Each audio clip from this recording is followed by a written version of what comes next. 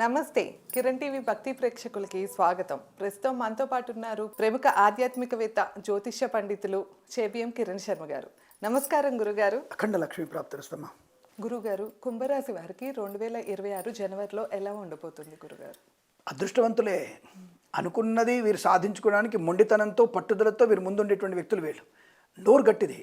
నోరు బాగున్న వాడికి ఏం చేస్తాం? తప్పకుండా ఒగ్గాల్సిందే. రాజు గొప్ప మొండి గొప్ప అంటే ఎవడు గొప్ప? మొండివాడి గొప్ప అవుతాడు. ఈ మొండితనం వీళ్ళకి గెలుపు కారణమవుతుంది. మంచి వాళ్ళే కాదంటే ఆ క్షణంలో జరిగేటువంటి చిన్న చిన్న పొరపాట్లు, అది 3వ వారంలో తిరుగు ప్రయాణంలో అంత చేసాము సరే అంటే ఫర్ ఎగ్జాంపుల్ చెప్తున్నాను నేను. మన ఇంట్లో పని వాళ్ళు ఉన్నారు, ఊళ్ళో అందరికి మనం వెళ్ళిన తర్వాత మనకి వాళ్ళ ఇంట్లో పండుగ వదులుకొని మన ఇంట్లో సేవ చేసిన వాళ్ళు చాలామంది ఉంటారు. సరే ఎల్లయ్య పుల్లయ్య మల్లయ్య ఎవరైనా కావచ్చు. అయితే వస్తున్నప్పుడు అనవసరం ఒక వ్యక్తిని మాట అనేటువంటి అవకాశం ఉంది. కానీ వాళ్ళు కొద్దిగా హట్ అవుతారు.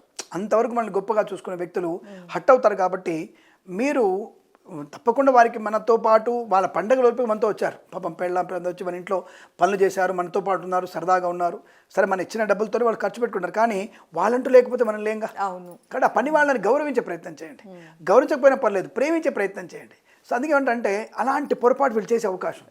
ఈ రాశి వారికి అటువంటి చిన్న నోటి దురుస్తనం వల్ల కొంత పని వాళ్ళని నోరు పారేసుకోవడం వల్ల కొద్దిగా హట్ అయ్యి అవతల వాళ్ళ నెగిటివ్ని కొని తెచ్చుకుంటారు. కాబట్టి మీరు తప్పకుండా మనం వస్తున్నప్పుడు ఊళ్ళోకి వెళ్తారుగా, మన పని వాళ్ళకి అందరు కలిసిన వాళ్ళకి తలా 1000 రూపాయలు ఇవ్వండి. ఎందుకంటే వాళ్ళకి అదో పెద్ద అది 1000 రూపాయలు అంటే వాళ్ళకి గొప్ప. ఇవాళ రేపు ఆ 1000 రూపాయలతో చేసేది ఏం లేదు. 10 మంది ఉన్నారండి, 10,000 ఇవ్వండి, పోయేదే ఉంది. మనం సంపాదించుకుంటాం, మనకి సంపాదించుకునేటువంటి ధైర్యం ఉంది. కానీ వాళ్ళు ఆ ఊళ్ళో ఉంటూ పొలాలు చూసుకుంటూ మన పనులు చేస్తూ వాళ్ళకి మన సీక్రెట్గా 1000 రూపాయలు ఇస్తే వాడికి 1000, వాడి భార్యకు 1000, వాడు కొడుకు 1000 పోతే పోయింది. వాళ్ళందరూ దాన్ని ఏదన్నా ఒక వస్తువు కొనుగోలు చేసే అవకాశం. నేనేమంటానంటే అలాంటి వాళ్ళకి ఏదైనా మనం బంగారం లాంటి వస్తువు ఇస్తే ఆడవాళ్ళకి చాలా మంచిది అనిపిస్తుంది నాకు. ఆ బంగారం కొంటామండి 1,00,000 అవుతుంది. అరే ఒక్కసారి సంవత్సరానికి ఒక 25,000 పెట్టి వాళ్ళ బంగారం కొంటే ఎంత ఆపిగా ఫీల్ అవుతారు వాళ్ళు. అది ఆలోచించండి. అంటే ఆ పని వాళ్ళ మీద మనం ఫోకస్ చేస్తే తప్పకుండా వాళ్ళు మనకి ఎప్పుడు వెళ్ళినా సరే వాళ్ళకి మన ఎప్పుడు మనతో ఉంటారు వాళ్ళు. ఎందుకంటే వాళ్ళు అరే అయ్యగారు వచ్చాడు, పంతులు గారు వచ్చారు, లేదంటే ఇంకో మా అన్నయ్య వచ్చాడు, లేదంటే పటేల్ వచ్చాడు, లేదా ఇంకోళ్ళు వచ్చారు అంటే పని వాళ్ళు చూడమని చెప్పట్లేదు. మళ్ళీ తప్పుగా కింద కామెంట్ చేసి అంటే పని వాళ్ళు ఉంటారా? పని వాళ్ళు పెరగాలి, భూస్వాములు అవ్వాలి, ధనవంతులు అవ్వాలి, మంచి ఉన్నత స్థాయిలో ఉండాలి. నేను కోరుకుంటున్నాను, కాదంటలేదు. మళ్ళీ దాని గురించి కామెంట్ చేయకండి. అంటే వాళ్ళని మన దగ్గర పని చేస్తున్న వాళ్ళని మనం ప్రేమించే తత్వం చూసుకుంటే చాలా మంచిది. ఇదొక్కటి వీళ్ళకి మైనస్ ఉంది.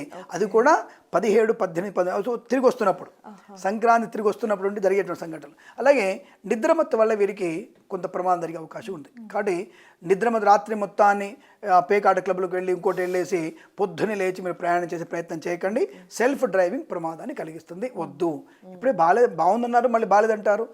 ఈ నిద్రమత్తులో ప్రమాదం పొందుకునే అవకాశం ఉంది, మధ్యమత్తులో కాదు, నిద్రమత్తులో ఉంది. కాబట్టి కొంత ఎక్కువ రెస్ట్ తీసుకోండి, అప్పుడు ప్రయాణం చేయండి, సరిపోతుంది. మరి మిగతా వారాల్లో సోషల్ మీడియా, శాటిలైట్, జర్నలిస్టుల వారికి, సీనియర్ సిటిజన్కి, మహిళా మండలికి, అలాగే సినిమా రంగంలో, రాజకీయ రంగంలో ఈవెంట్ చేసేవారికి, అలాగే రైతన్నలకి, పూలు పలుకులు పండించే వారికి, మత్స్యకారులకి, రొయ్యలు చేపలు చెల్లే వారికి మంచి లాభాలు ఉన్నాయి. బొటెక్స్, బ్యూటీ పార్లర్, బ్యాంబు డిపో, బాణసంచ కర్మాగారం, టైల్ల వ్యాపారం, ముద్రణాలయంలో కానీ, గ్యాస్ వ్యాపారంలో, కన్స్ట్రక్షన్, రియల్ ఎస్టేట్, మద్యపాన వ్యాపారంలో అద్భుతమైన వ్యాపారాలు ఉన్నాయి. ఫార్మా, సిమెంటు, ఐరన్, ఇటుకలు వ్యాపారంలో మంచి లాభాలు ఉన్నాయి. ఈవెంట్ చేసేవారు గొప్ప ఈవెంట్స్ ఉన్నాయి. విదేశాలు వెళ్ళగలిగే అవకాశం ఉంది. విద్యా లాభం ఉంది, ఉద్యోగ లాభం ఉంది.